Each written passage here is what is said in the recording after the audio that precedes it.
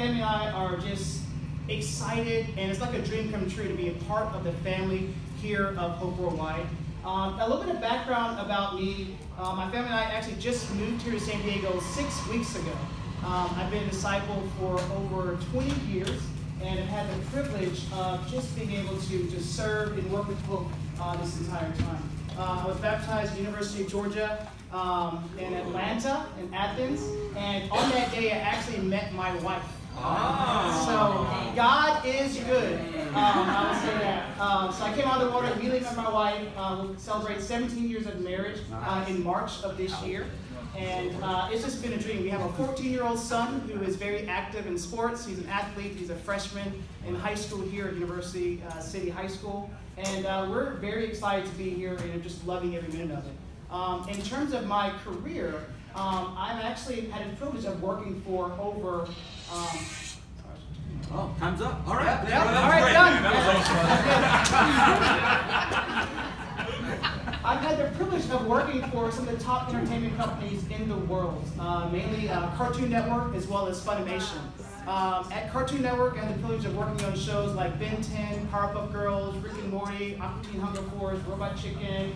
I helped lead some of our strong marketing strategies for both online and social and things like that, and just work with a lot of top talent and influencers. I travel a lot out here to LA and to San Diego to do stuff for Comic-Con. And then 3 years ago, my family and I upgraded and moved to Dallas, Texas.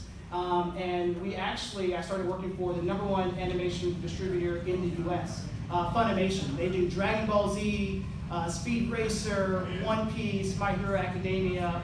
And so I had an opportunity as well to be a senior brand manager there, creating global strategies to pull in those in Asia, in Europe, and Latin America, and oversaw over 250 different brands at the same time, really leading some great social media campaigns and really pulling people in. And so with all that, I really want to be able to, at the same time, I was also serving with Hope. So for the past 20 years, I've actually worked with Hope Worldwide as well. So of course, once you get baptized, you're immediately engulfed in serving because your heart has changed. Amen. So in Athens, I helped to lead a Saturday Academy program in Athens, which was awesome. And then I immediately went to my first youth corps. I went to the Philippines in Manila, and my heart was forever changed when I got there. Just really wanting to live a life of service, not for myself, but for those who are in need. After that, my wife and I moved to Dallas, and we led a chapter there. So I've been on the back end of working locally in the community, of building programs to actually help facilitate and meet the needs of the community. And it's funny how God works, right? We can always pray for something, and you just never know what's going to happen. So immediately after graduating from the University of Georgia, I had an opportunity to work for Hope. I met in Atlanta with leaders there, and it's a great episode. We'd love to have you, but we can't pay you. And I was like, I just spent 4 years in college, and my dad said you cannot work for free. So I fortunately turned the job down, but after 20 years of being able to really build up my skill set in the community and in the workforce, I'm now an expert in marketing and strategy, and now a door opened to work for Hope. I was like, there's no way I can turn down this opportunity. There's no way, it's not a coincidence. It's just how God works. So it's the power. So I am very, very blessed to be here. And since I've been here, I have been overwhelmed by how amazing each and every single one of you guys are, how engulfed you guys are in serving, your expertise, your passion, and your love. And I'm just so appreciative to be here and be a part of the team. One of the things I've been challenged with is creating an overall communications and marketing strategy. That is not an easy task. That's not an easy task in terms of having something to deliver immediately on the spot, to meet all the needs of all the different cultures, to meet all the needs that are around the world. There's a lot of needs out there. And my initial goal is to really do a lot of learning and asking a lot of questions. That's really what I've been doing. I've been meeting, I know I have dinners and lunches with some of you guys here just because I want to know what Hope does. And it's changed over the 20 years. You know, when I first started, I actually still thought we did adoptions. I didn't know Youth Corps, Volunteer Corps existed. I thought it was just Youth Corps. And as I've spoken to so many people, I believe that that same perception is out there. And so my goal is to make sure that we are really here to communicate effectively and really share what Hope Worldwide really does. And I really want to be a part of that. So I think since I've been here my first 6 weeks, it's been like baptism by fire. We unfortunately had the passing of Bob Gimple. We've had the resignation of Robert. We've had to deal with situations to support and help our friends and family in Bahamas with Hurricane Dorian. We've had the convention to put together. We've been working with the launch of Hope Volunteer Corps as well as community service brigades. And then we're now gearing up for the holidays. And we have, I don't think my team has turned around videos like this. I mean, it seems like every single week we're turning around something. We don't have a large team. So I've been busy, but it's been very good because it's allowed me to see everything that's going on and everything that we're doing. And I really want to be able to share that. I'm really big on strategy. So as I mentioned, my goal is to really learn and listen a lot, but I really want to create an overall global strategy that meets the needs of every single component that Hope Worldwide has to offer. And a couple key objectives I want to review and go over with that are, we have to build a strong brand. And what that means to me is really identifying what is hope. I could ask this individual right here, what is hope? I could ask someone there, what is hope? I could ask someone here, what is Hope Worldwide? And I guarantee you the answer will be different. The answer needs to be unified. It has to be the same, because if we in this room are the advocates for what Hope Worldwide is, we need to be able to share that one voice, that one message outward to our community, to our volunteers, to the people we're serving. And so with that, I'm really pushing to identify what is hope, right? Why is Hope Worldwide important? Why is it important? If we can't have a common goal to believe why is important, we can't share that message outward.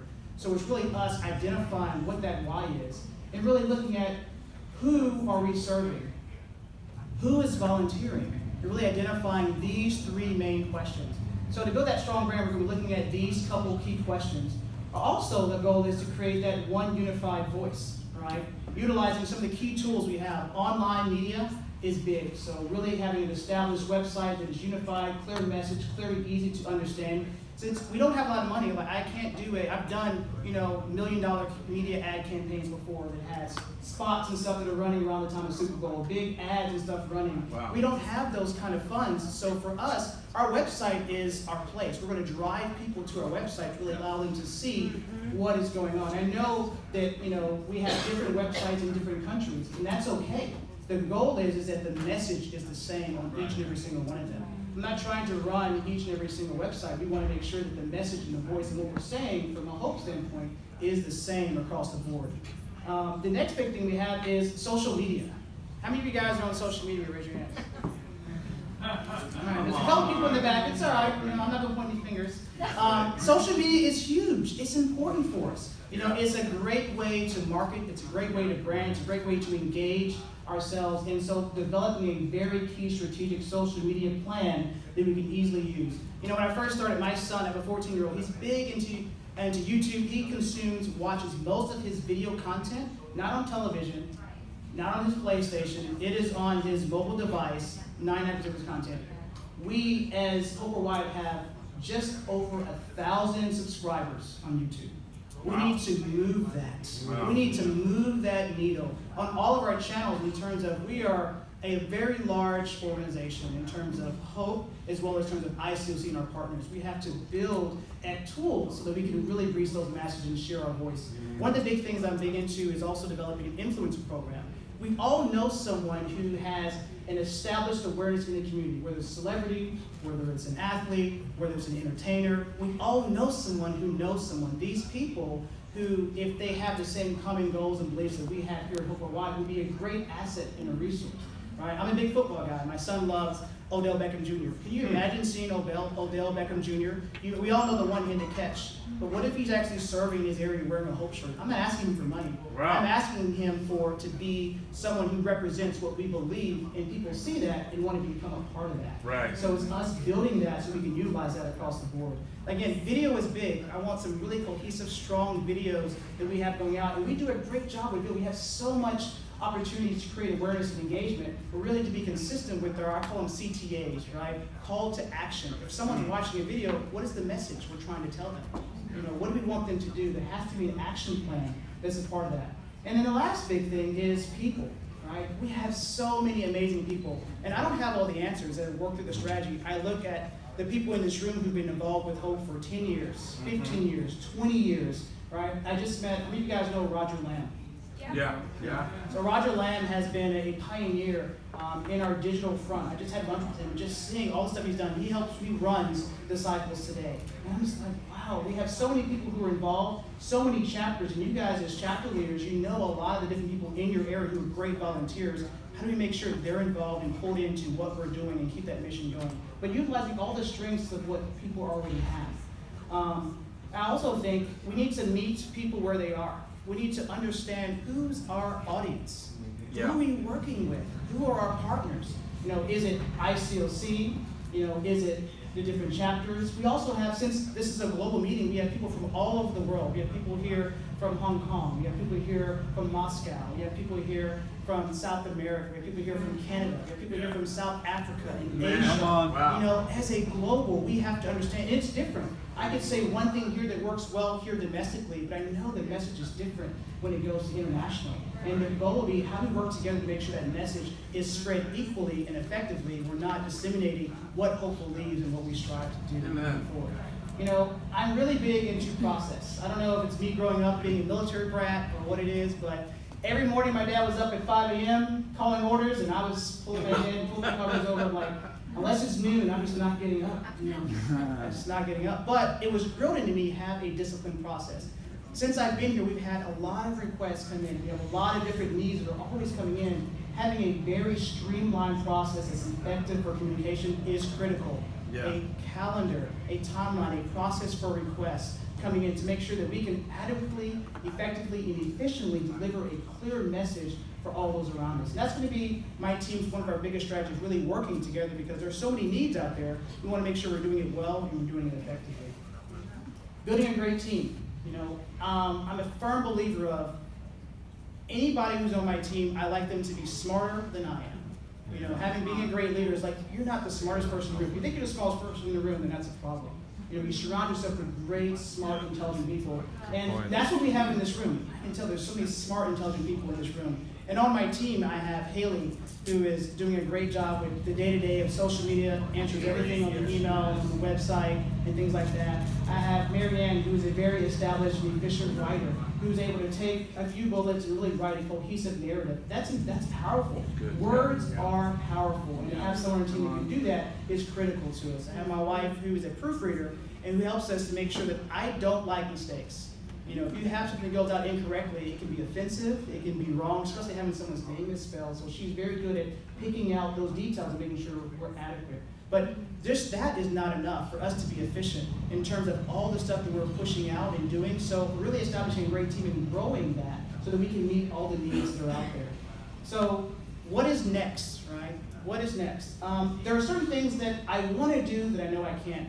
Long-range planning right now is just not possible for our team, but it will come. So anything leading to 2020, we'll be working on that. That will include redoing our website, quick turnarounds, and really being able to have a long-term 2020 strategy that effectively accomplishes some of the different points I actually mentioned today.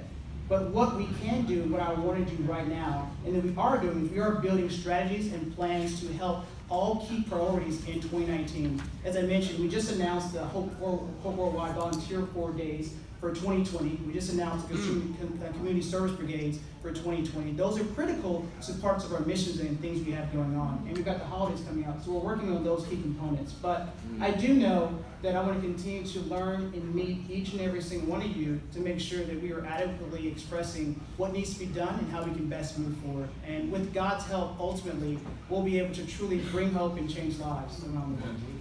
Awesome. Let's all be